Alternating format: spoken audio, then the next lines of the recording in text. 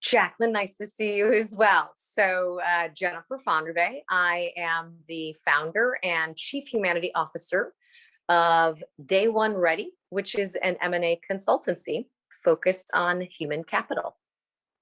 Lovely. Really like that. So, first question for you is, where has fear limited your opportunities? I would say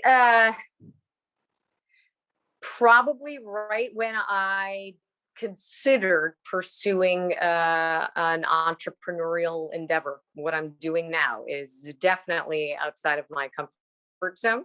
I spent 25 years in the corporate world, first 15 years in advertising, and then 10 years in on the client side in marketing. And absolutely, while I was writing the book, the Survivor's Handbook that I wrote called Now What, at the time, all I planned to do was write a book.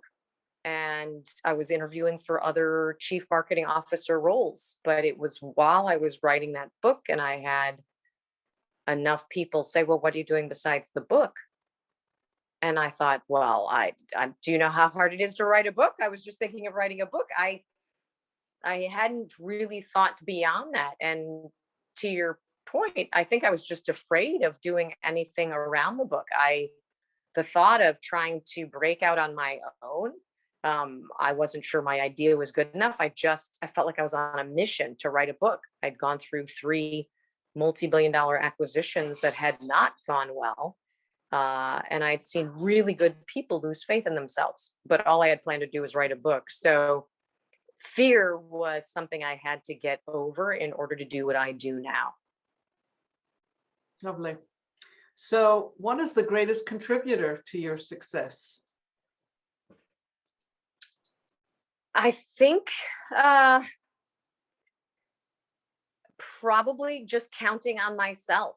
I would acknowledge that a lot of people have helped me along the way. I have been thankful to have some really good male and female mentors. I've also had my fair share of really bad bosses, but I've equally had very good ones. But at the end of the day, and I know this is a big part of your philosophy as well, the one person you have to be able to count on is you. And so my ability to get over that fear was taking a huge leap of faith and saying to myself, you can make this happen. You can do this. Go for it. Yeah. So, number 3 is, what would have to happen in the workplace for you to feel like you've left a lasting legacy? Well, that leaving a lasting legacy is the reason I'm doing what I am doing. In the summer of 2017, I was just interviewing CEOs, CFOs for the book. I didn't want the book, The Survivor's Handbook, simply to be my version of what happens in a merger and acquisition. And it was also that research was proof of concept to make sure that I wasn't the only person who felt that after mergers and acquisitions, there's a lot of carnage, there's a lot of chaos, there's a lot of shifting strategies, and people are considered secondary. But while I was researching for the book, I thought I had breast cancer. I had gone to the doctor, they found something, and I was continuing to go back to the doctor for MRIs. And I said to my husband one night, you kind of flash forward through your obituary, and when you're thinking about what does this mean, what could be happening, as I was waiting for the results, and I thought, what's the legacy I want to leave? And it wasn't that I wasn't proud of what I had done to that date. I had been very successful. I had led a lot of marketing campaigns that had done well, but I thought to myself, but how many more people could I impact if I answered that question that I mentioned people were asking me before? What are you doing besides the book? And it was at that moment that I thought, I have an opportunity to leave a legacy. I have an opportunity, if I go all in and I count on myself, to do something bigger than I could have ever even imagined. And so it was in the process of writing that book that I found out what I was always meant to do and just didn't know it. And I feel confident that I will leave a legacy, that I will make a difference. I already feel that I've started to. So I don't think there's more changes that have to happen in the workplace. For me, leaving a legacy is continuing to pursue the mission that I realized was my mission at the beginning of this journey. Love it. So, what's your vision for the next 3 years for your career and your life? What do you see for yourself? Well, these are always hard, and particularly I would say after COVID, just like now there's a part of you that's always thinking, okay, well, how much do I try and predict what's going to happen in the future? But I always have had a long-term view. In fact, I would say I was frustrated coming out of graduate school where they teach you to have a long-term view and then everything gets analyzed, on a quarterly, hell, more often than not on a monthly basis, particularly when you're in corporate. But for me, the big opportunity would be to exponentially grow my business, helping more executives, whether it's CEOs, business owners, founders, entrepreneurs who are considering a merger and acquisition and want to be prepared, not just for the financials and the vision, but how to prepare themselves and their people to make that deal a success. Every time I've had the benefit of working with executive leadership, the positive feedback and the results that I see are overwhelming. I arm them with an ability to see, here's what's going to happen.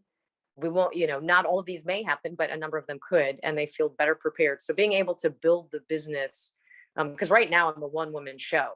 So being able to expand that and have more people within my company who are able to help others is definitely within a 3-year goal. I'd say the other thing, Jacqueline, and I know this is how we connected as well. Speaking. Typically, I think no one would say, hey, we need another person out there talking about mergers and acquisitions. If you look up merger and acquisition speakers, there's not very many of them, and most of them are men. And they talk about the deal. They talk about how to get the deal done, and it's mergers and acquisitions for dummies. And I believe, and thankfully I've had confirmation because I've been speaking more and more, is there's an opportunity to talk about the people side of just change and transformation in business. My experience was mergers and acquisitions, which is the most disruptive, I think, form of transformation you can have, because your company will change almost overnight. Suddenly your metrics are flipped. And being able to speak to not only executives, but organizations and have them understand how to navigate uncertainty. Right? The benefit of really understanding what your true value is, that's what will help you navigate uncertainty. And there's an opportunity for me to share that message more broadly. And I don't know if it's just changes after the pandemic or just people's greater reflection on really what they want to do in their life, but there's been much greater reception to that message. What is my value, and how important it is to know that, to help you get through what unfortunately I think we've all come to realize is we're this is going to be bumpy for a while, and you've got to be prepared. And so I want to use what I learned navigating mergers and acquisitions, which was my previous bumpy ride, teaching that, helping companies and individuals navigate uncertainty brought on by crisis. So my last question for you is, what is your fearless factor? And I think you've already touched upon it, but what is your fearless factor? And what I mean by that is, when fear shows up, you just get up and do it anyway. And you kind of touched upon that, but everybody's got a different definition for that. It can be determination, it can be resilience, it can be, as you say, just get over yourself and do it.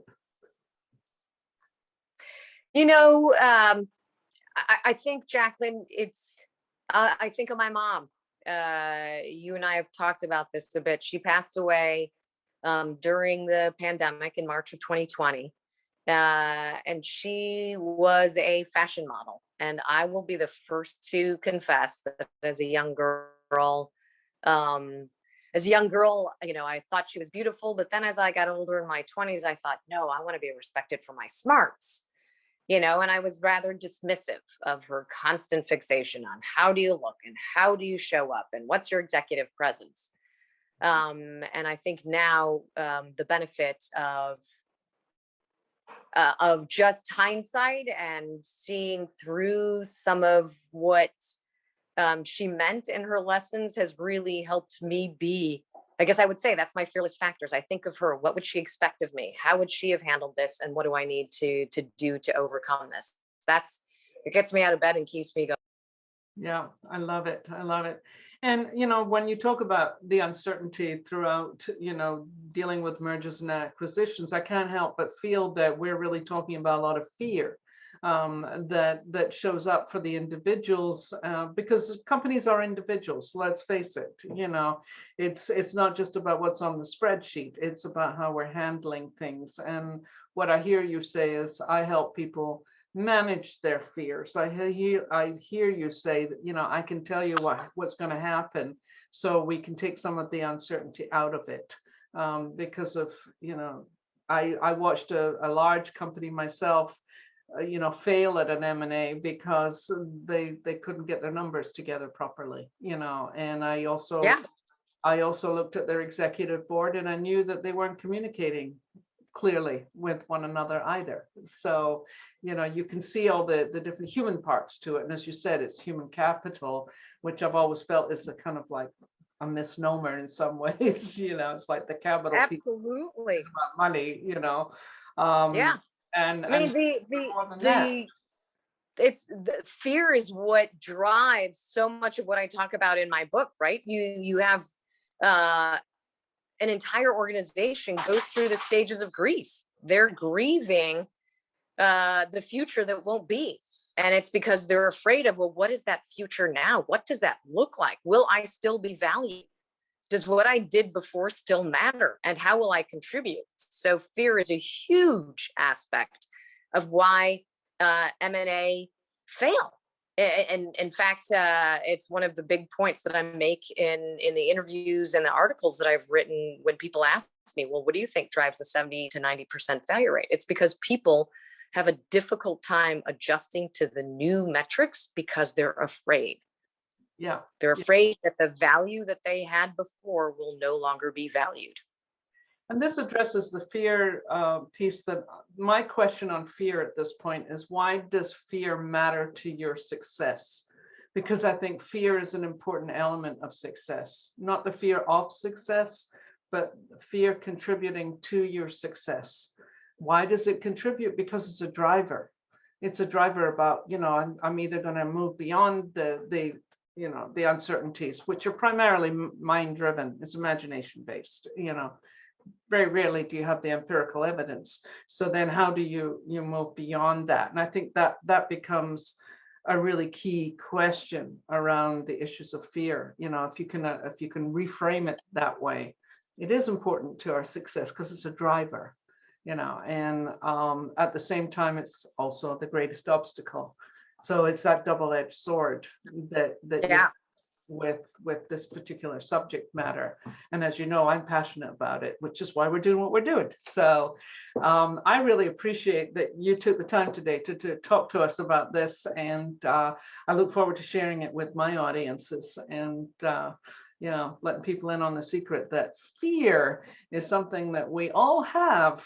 But if we're courageous enough to take the next step, great things happen. So thank you for that. Completely agree. Thank you again. I appreciate it.